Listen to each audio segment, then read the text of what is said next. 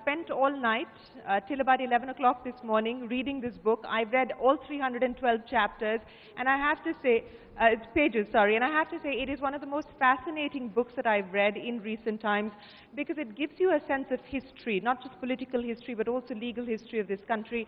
And I have to say, Shweta, you could have been very polite in this effort of saying nice things about all of these wonderful gentlemen here. You've not just captured their achievements, but you've also captured their shortcomings, you've captured them warts, and also congratulations on a very honest assessment of their contribution to Indian politics as well as our legal system.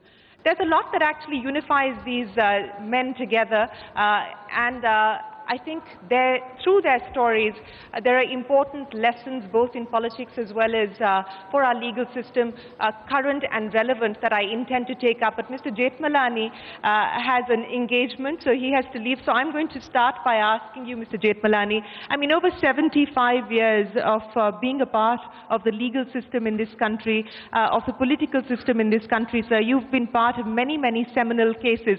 But if I may talk to you about what Shweta says about your political ambitions and about your political career. She says that there is absolutely no doubt about your legal credentials, but when it comes to your political ambitions and your political journey, it's marred by inconsistency and it's marred by commas. Do you agree with that assessment, and do you believe that in hindsight, if there was something that you could have done differently about the way that you've lived your political career, how would you go about it? My distinguished sharers on this stage, an equally distinguished audience sitting in front of me, I'm glad that you have posed me a question which I was avoiding to answer. But anyway, now that you have asked it, first of all, I have some little grievance against that picture. Why am I the only human being among them who is made to look like a monkey?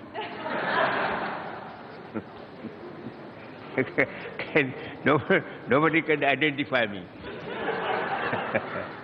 Well, I'm not that bad, but it's okay. I am such an admirer of the author of the book that I forgive and forget everything. But I hope I'm not letting out any great secret that she is in for a great honor in her life, and I hope she will enjoy it, and I assure her that I shall remain her admirer as I have always been. And any time you want me to do anything for you, I will be willing to do it. Now, one thing which I wish to confess. I did work for the present Prime Minister right from 2011 onwards. And when the election results were announced, I used to write my weekly piece in the Sunday Guardian. I wrote my first paragraph in that writing that, "Dear Mr. Modi, congratulations on your spectacular success. I am very proud that I have had some small contribution to make to your success. But I am writing this only to tell you that so far as I am concerned, I am living in the departure lounge of God's airport. I want nothing from you, and nothing means nothing in return. Now please fulfill your promises to the people of India." I do not wish to sound cantankerous, but I must confess to you that today I am the unhappiest man in this country. Why are you the unhappiest man in the country, Ram Jethmalani? I have no personal ambitions in politics of any kind. But today I am unhappy because not one promise has seriously been fulfilled to the people of India. And today my prayer to God only is that give me some reasonable amount of health and energy so that I can put things right. I do not wish to use any stronger language, but I must confess to you that I am in deep, deep agony and a sense of disappointment. And thank you.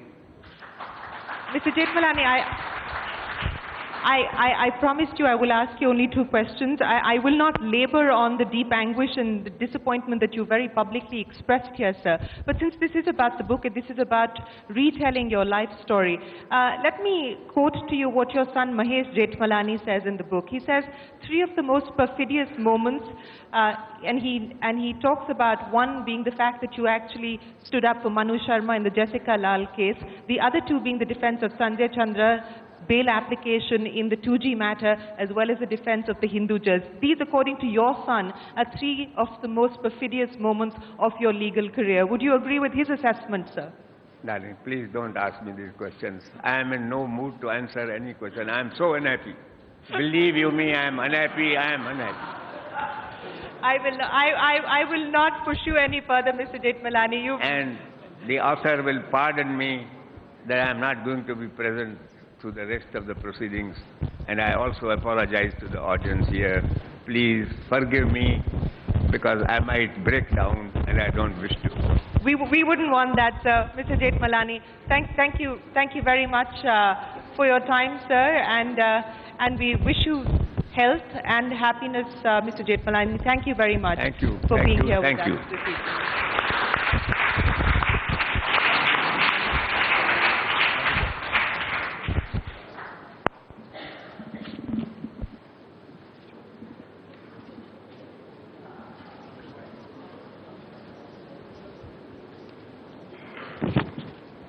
Okay, so let me now. It's been a trying moment for the start of the panel discussion, but let me now try and talk about some of the observations that you make in your book, Shweta. And let me start by asking each one of you to comment on what Shweta says. She says, in her assessment of each of your journeys, specifically when she talks about your political journeys, she believes that it's important for lawyers to unlearn some of their legal tricks to actually make it in politics. That's Shweta's assessment. I know, Abhishek Manu Singhvi, that you have also written in the book that your successful law practice has actually come in the way of your political career and furthering your political aspirations. If I could ask each one of you to give us anecdotes as well on where you believe that perhaps your legal acumen has actually come in the way of your political success. Let me start by asking you, Mr. Singhvi. Well, the 2 are closely interconnected, and it's a very remarkable learning curve to go from law to politics. But, you know, it links with this ultimate multitasker title. As I said, the multitasking is very joyous. I've said there it's the bane and joy of my life both. I've learned a lot in doing matters from 10:30 to 12:30, and then changing clothes, and then opening a debate in Parliament, and then doing a press briefing at 4 o'clock. It's not good for blood pressure, but it's a big learning process. But probably the simplest reason why I remain a multitasker is because I have the unique distinction of not being, of the dilemma not having been eliminated in my case. The dilemma was eliminated in all my colleagues' cases because they were given no choice. They joined the ministry.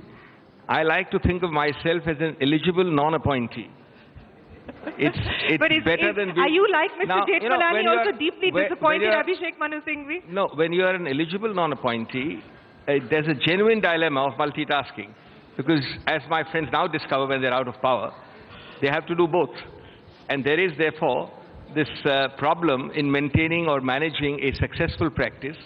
That old saying is so true. Both are very jealous mistresses, and they both require constant service.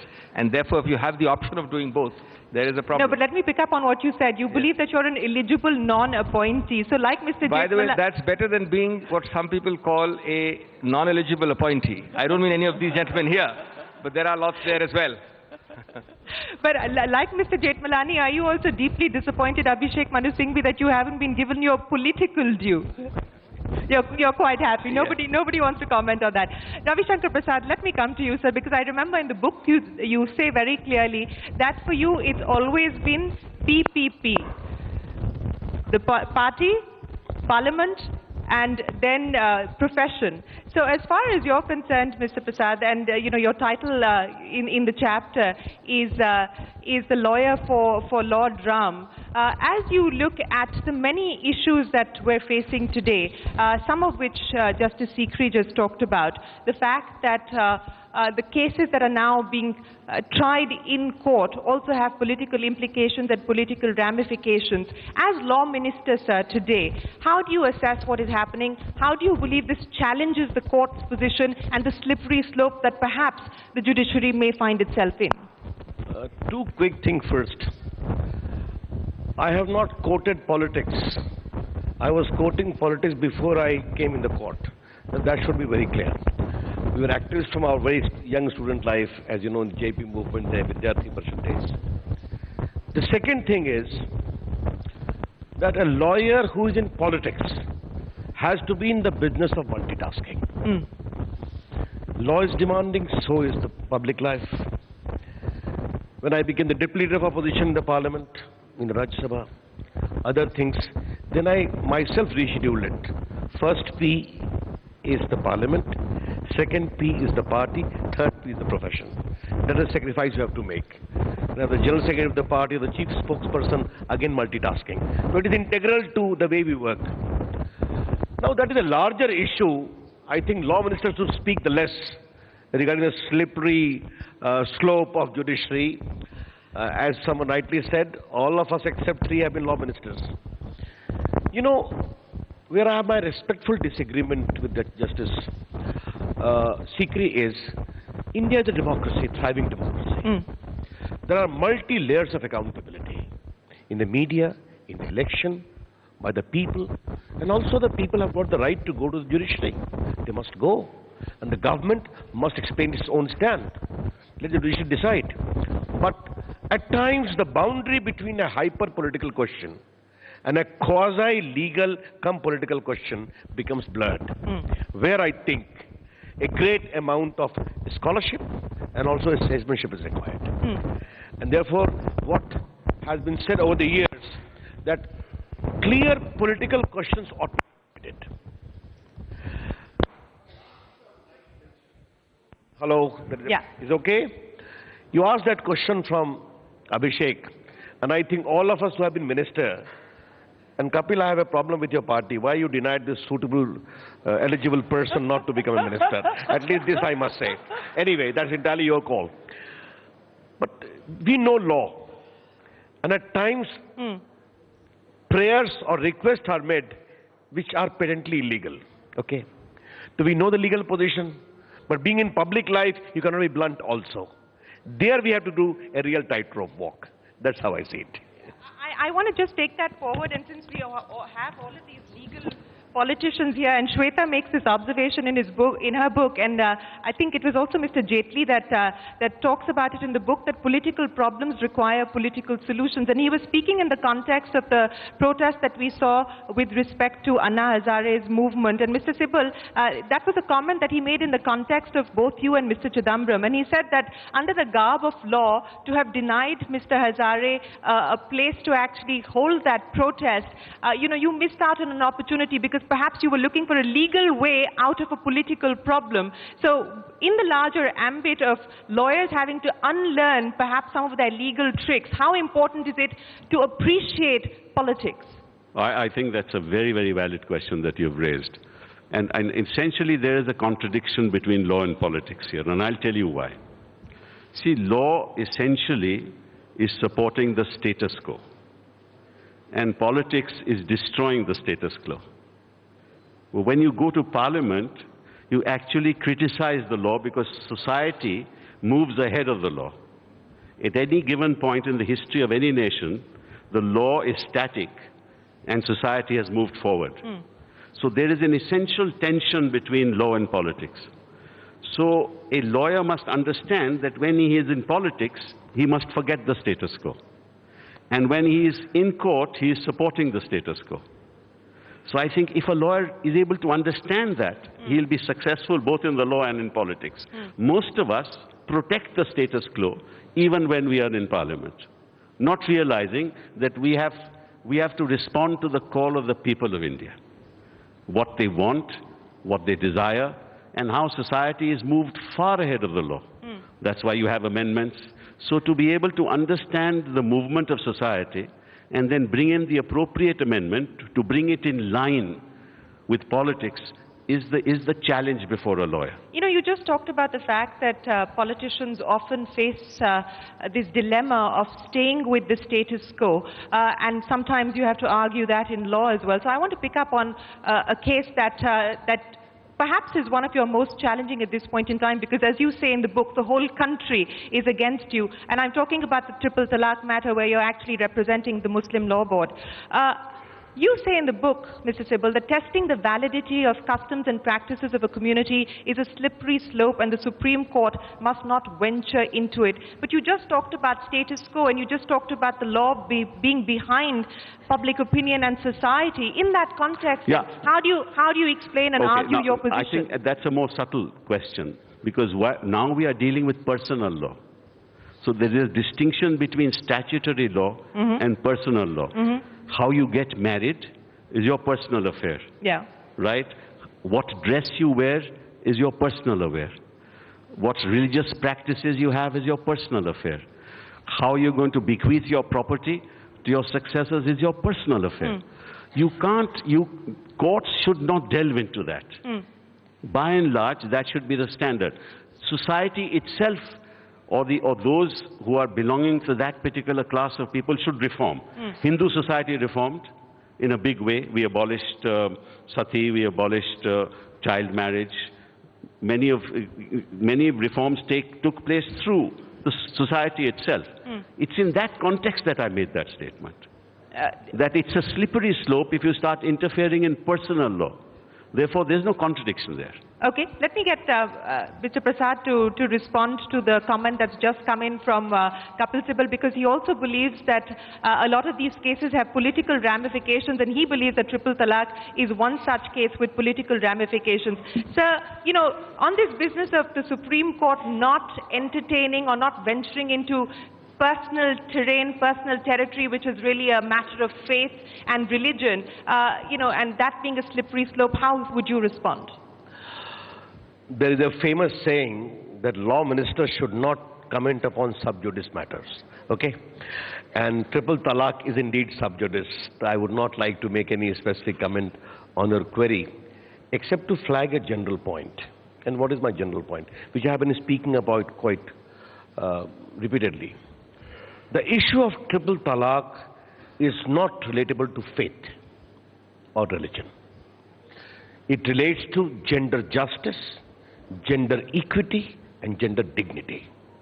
And therefore, it is religion and faith neutral. That I feel very strongly.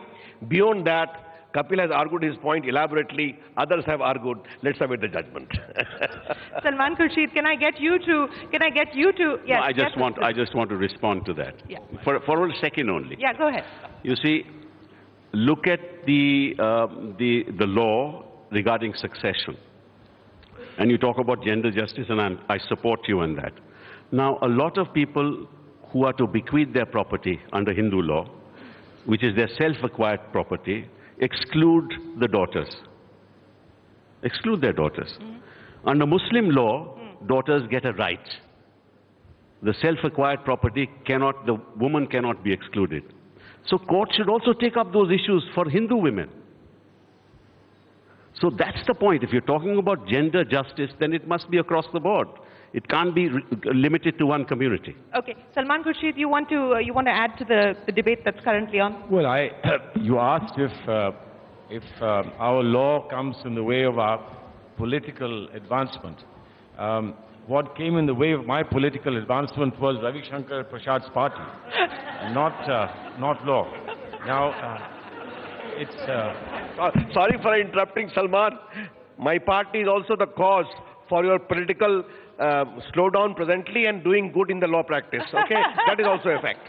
So he's given your legal practice a new lease of life. We've got we have an unwritten arrangement.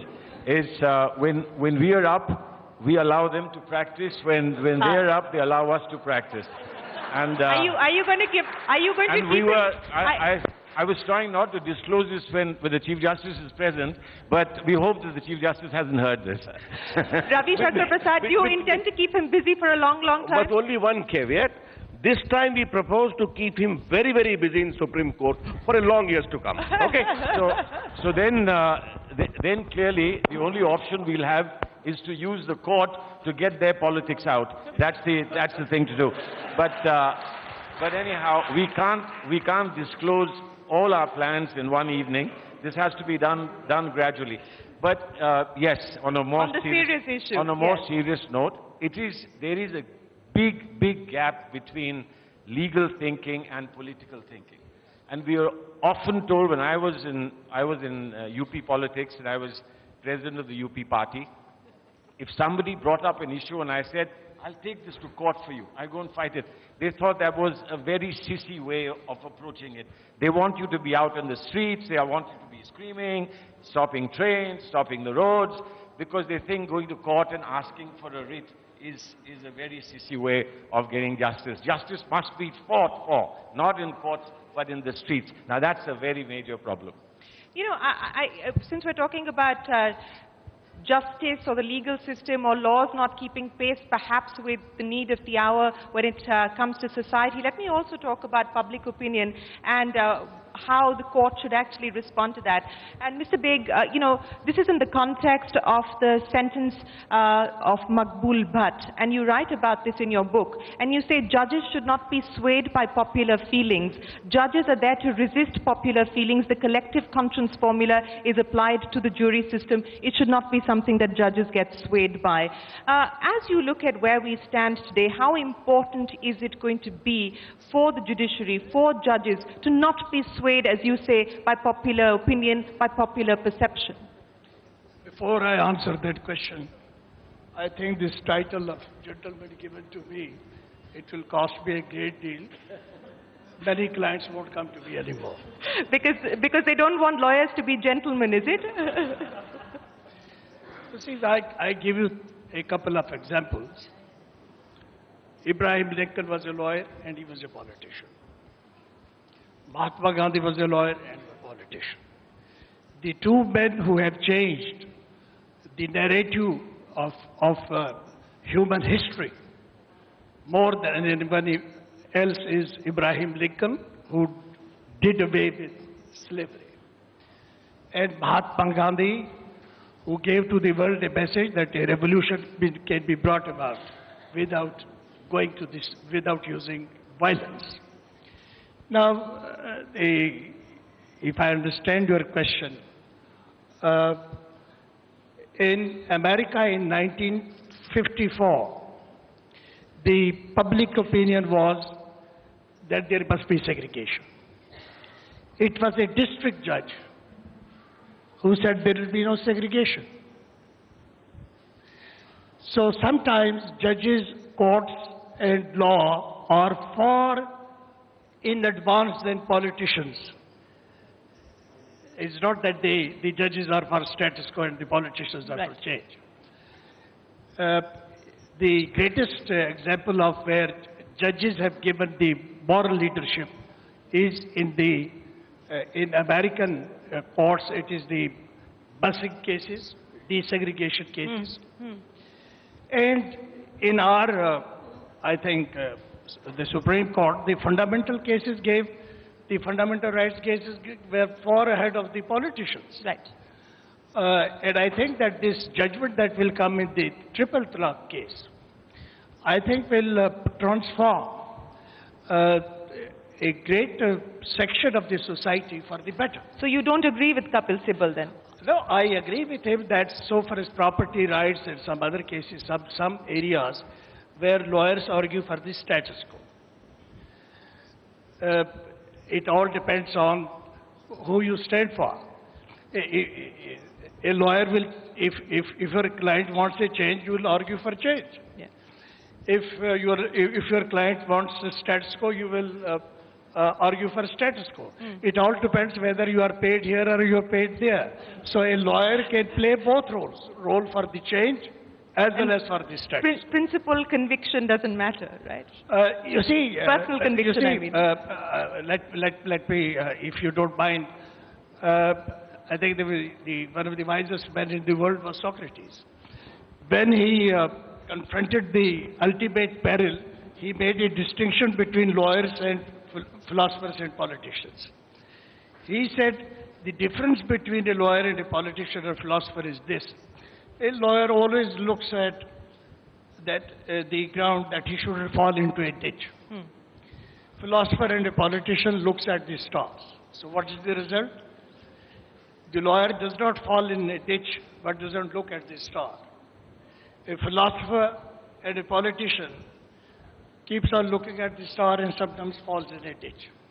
So this is a tricky situation that as a professional lawyer, you may be looking at more the thing of today, tomorrow, this life. But as a politician, you will look forward the next generation, the next century, so on and so forth. So I think that a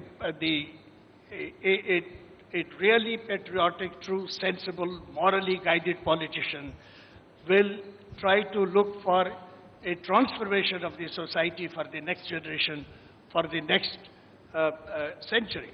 And an honest lawyer will look for justice without misleading court, without tutoring lawyers, without falling into a ditch.